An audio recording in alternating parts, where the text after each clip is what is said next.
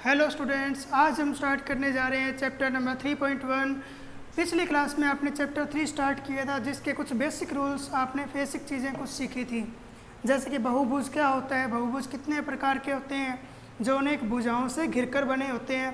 तो आइए 3.1 का फर्स्ट क्वेश्चन हम स्टार्ट करते हैं। पहला क्वेश्चन है कि वर्गीकरण करना है आपको डायग्राम्स का, साधारण वक्र, साधारण बंद वक्र, बहुभुज, उत्तल बहुभुज और अवतल बहुभुज के अंदर। देख लीजिए पेज नंबर आपका, पेज नंबर फर्स्ट क्वेश्चन आप देख लीजिए कौन सा पेज नंबर है। और इसके अंदर आपको क्या करना है, साधारण वक्र। सबसे पहले इसको जानते हैं कि साधारण वक्र क्या होता है।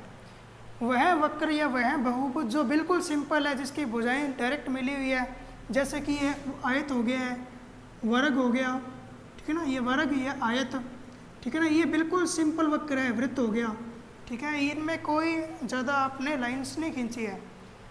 साधारण बंद वक्र वह होगा जो चारों तरफ से क्या है, बंद है, तो वो ही वक्र साधारण बंद वक्र होगा, क्योंकि ये चारों तरफ से ये बंद है, ये बंद है, परंतु ये देख लीजिए यहाँ से खुला है, तो ये साधारण बंद वक्र नहीं होगा। परंतु जब इसको ऐसे मिला देंगे आप, तो ये साधारण बंद वक्र बन जाएगा।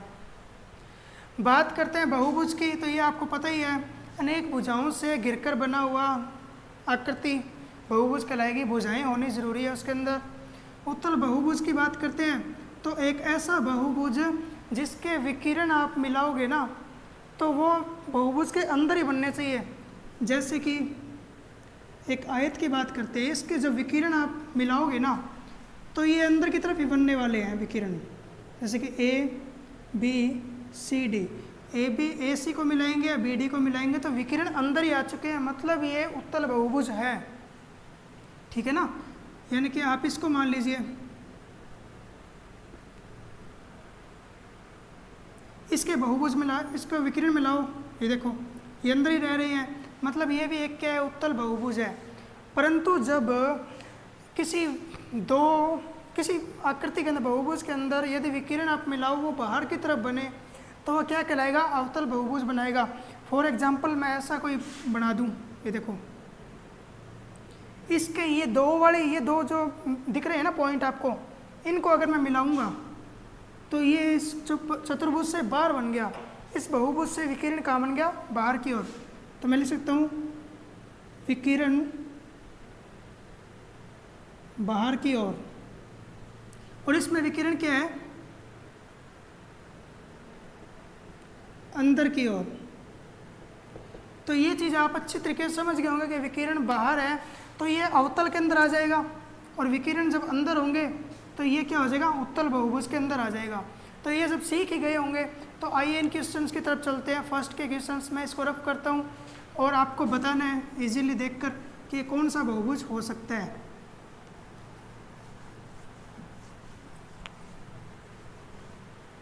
देख लीजिए इसकी जो आकृतियाँ हैं, फर्स्ट क्वेश्चन की वो सभी आकृतियाँ इस टाइप के कुछ। पहली आकृति ये, दूसरी आकृति, थर्ड। मैं सभी आकृतियाँ बना रहा हूँ, आप अभी से गैस करना स्टार्ट कर दीजिए कि इसका आंसर कौन सा हो सकता है, ये कौन सा बहुभुज हो सकता है इन 500 में से, ठीक है ना, कोई एक नहीं, ये कितने भी हो सकता है, फर्स्ट सेकंड थर्ड भी हो सकता है ये, ठीक है ना।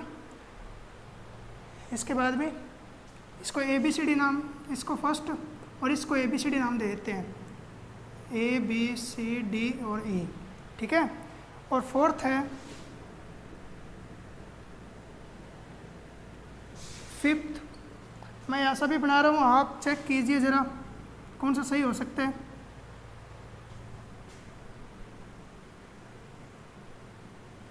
सिक्स्थ नंबर, सेवंथ,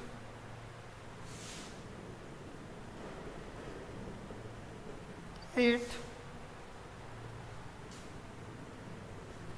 तो अब जरा चेक करते हैं कि कौन सा बहुभुज सिंपल हो सकता है, साधारण वक्र हो सकता है, साधारण बंद हो सकता है, ठीक है। तो आइए इसकी तरफ गौर फरमाते हैं जरा। देखिए पहला वक्र, ये देखिए पहला वक्र बिल्कुल क्या आ रहा है, मैं इसके आंसर से आपको डायरेक्ट आपको करवाने की कोशिश करता हूँ। पहला क्वेश्चन क्या है, बिल्कुल साधारण वक्र है, बिल्कुल सिंपल है, तो ये फर्स्ट इसके अंदर आ जाएगा। ये साधारण बंद वक्र भी है, ठीक है। और क्या ये बहुभुज है, अनेक भुजाओं से घिर के बना है, तो ये फर्स्ट का भी आंसर हो जाएगा।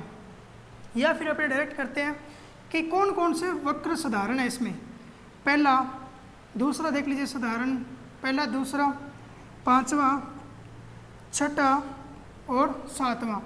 अब जो तीसरा और चौथा रह गया ये इसमें दो लाइनें आ गई है, इसमें कई लाइनें क्रॉस कर रही है, ये भी सिंपल नहीं है। तो पहला दूसरा पांचवा छठा और सातवां, जरा आप चेक करेंगे इन सभी को तो पाएंगे कि ये वो साधारण बंद वक्र भी है, बंद भी है, तो ये सेम आंसर इसके अंदर आ जाएगा, पहला दूसरा पांचवा छठा और सातवां। अब बहुभुज की बात करते हैं, ये सातवां। अब बहुभुज कौन कौन से होते हैं देख लीजिए, वे आकृतियाँ हैं जिसमें भुजाएं हैं।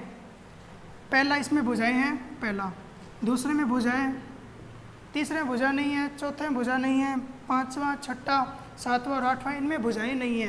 तो इसका आंसर सिर्फ क्या हो जाएगा, फर्स्ट और सेकंड इसका क्या हो जाएगा, आंसर हो जाएगा। एक मिस हो गया, एक जरा ये देख लीजिए, इसमें भी कई सारी भुजाएं हैं, तो ये भी क्या हो जाएगा, इसका आंसर हो जाएगा फोर्थ नंबर। अब उत्तल बहुभुज, ऐसे कौन से वक्र है जिनके विकिरण अंदर ही रह रहे हैं, इसका विकिरण तो बाहर आ रहा है, तो ये किस में चला गया, अवतल में। इसके विकिरण अंदर ही आ रहे हैं, तो ये किस में चला गया, उत्तल में। इसके विकिरण नहीं है, इसके विकिरण सभी देख लीजिए कौन कौन से, ये फोर्थ किस में जाएगा, गैस कीजिए आप, जरा गैस कीजिए फोर्थ किस में जाएगा, देखो बच्चों किस में जाना चाहिए ये।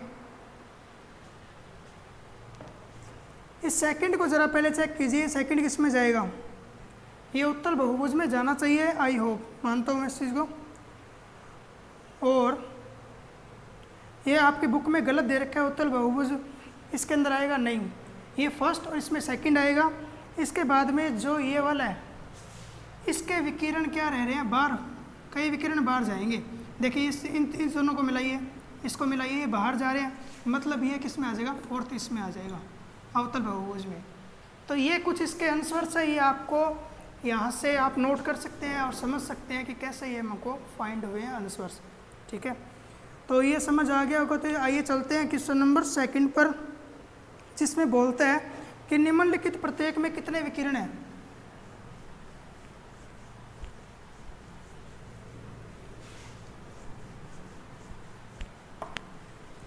क्वेश्चन नंबर सेकंड है,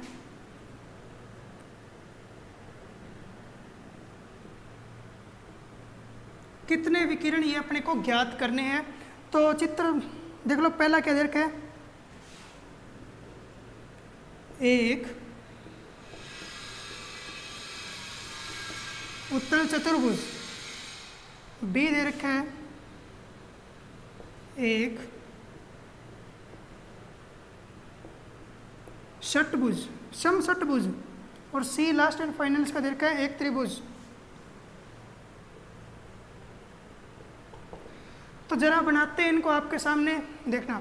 एक उत्तल चतुर्भुज की बात कर रहा है, तो उत्तल के अंदर आप जानते हैं कि सभी विकिरण क्या होते हैं, अंदर की तरफ होते हैं। तो ये एक वर्ग हो सकता है, एक आयत हो सकता है, तो ये उत्तल चतुर्भुज बन गया, ये भी उत्तल चतुर्भुज है। तो आइए इनके विकिरण बनाते हैं, एक और दो, इसमें भी एक विकिरण और दो विकिरण। तो इसका कितना आंसर आ सकता है, दो आंसर आ जाएगा, दो विकिरण ही बन सकते हैं। एक समषटभुज, षटभुज मतलब छह भुजाओं वाला, एक दो तीन चार पाँच और छः भुजाएं हैं, और इसके आपस में आपको मिलाना स्टार्ट करना है। इसके मैं नाम लिख देता हूँ यहाँ से, A B C D E F, इन सभी को अपने बारी बारी से मिलाएंगे। सबसे पहले ए को मिला सकते हैं किसके साथ, सी के साथ, एक विकिरण, दो तीन, यहाँ से हमको तीन विकिरण मिल रहे हैं, फाइनल हो गए हैं, ठीक है, चेक कर लिया हमने, तीन विकिरण मिल रहे हैं, और तो कोई विकिरण नहीं मिल रहा, चेक, ठीक है। अब बी से देख लीजिए, बी से एफ एक विकिरण, दो, और बी से ई कितने विकिरण मिल गए यहाँ भी, तीन विकिरण। बात करते हैं सी से एक, ठीक है, और बी से एफ दो, ठीक है, और तो कोई नहीं मिल रहा, बी से ए तक पहले भी जा चुका है, ठीक है, तो बी से एफ तक दो, यहाँ से दो विकिरण मिल रहे हैं हमें, तीन तीन छः और दो आठ हो चुके हैं। डी से देख लीजिए, एक 2, एक ही विकिरण जाएगा, कितने हो गए यहाँ से हमको एक्स्ट्रा कौन सा विकिरण मिल रहा है, एक ही विकिरण मिल रहा है, ठीक है। ई से बन गए हैं, सबसे 3 विकिरण बन चुके हैं। तो गिन लीजिए कितने विकिरण हैं, 3 3 6, 3 + 3 6, 2 + 1 कितना हो गया, ये 9 विकिरण आ चुके हैं।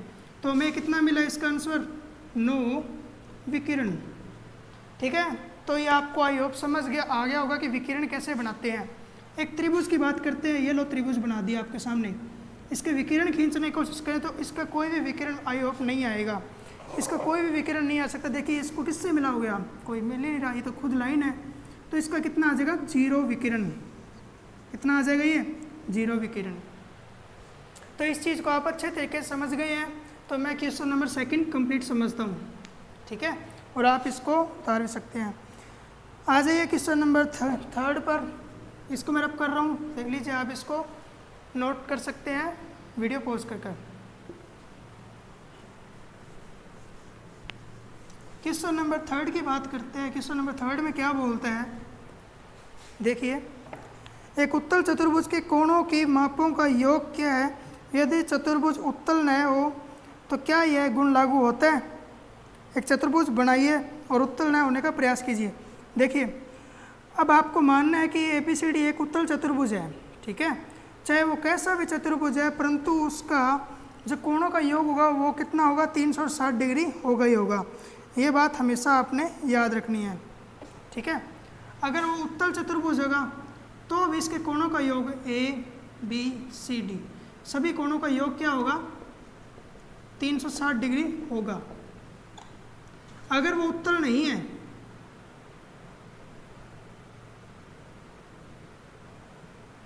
अगर वो उत्तल नहीं है और 4 भुजाओं वाला ही है, ठीक है, देखिए 4 भुजाओं वाला, देखो बनाता हूँ रुको, इस टाइप से, तो भी ABCD, तो भी इसके सभी कोणों का योग क्या होगा, 360 डिग्री होगा। ये याद रखने वाली चीज़ है, ठीक है ना, ये आपको हमेशा याद रखना। ये था क्वेश्चन नंबर 3 का आंसर, ठीक है, कि कैसे भी उत्तल, ये देखो ये वाला कौन सा है, उत्तल, और ये कौन सा है, अवतल, दोनों के अंदर कोणों का जो योग होगा वो 360 डिग्री होगा। ये था क्वेश्चन नंबर 3। अब 4th नंबर क्वेश्चन है कि तालिका की जांच कीजिए और आपको कोणों का योगफल ज्ञात करें, ठीक है। तो इसको समझते हैं, 1 सेकंड रुकिए।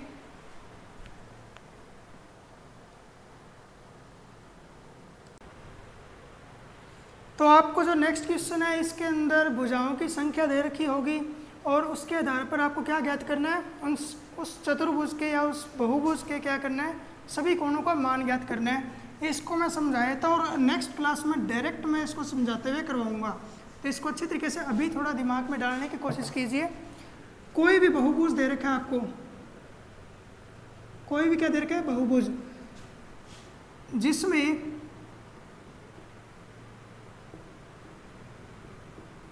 भुजाओं की जो संख्या है, भुजाओं की संख्या वो आपको n दे रखी है। भुजाओं की संख्या क्या होती है, n होती है। तो उसके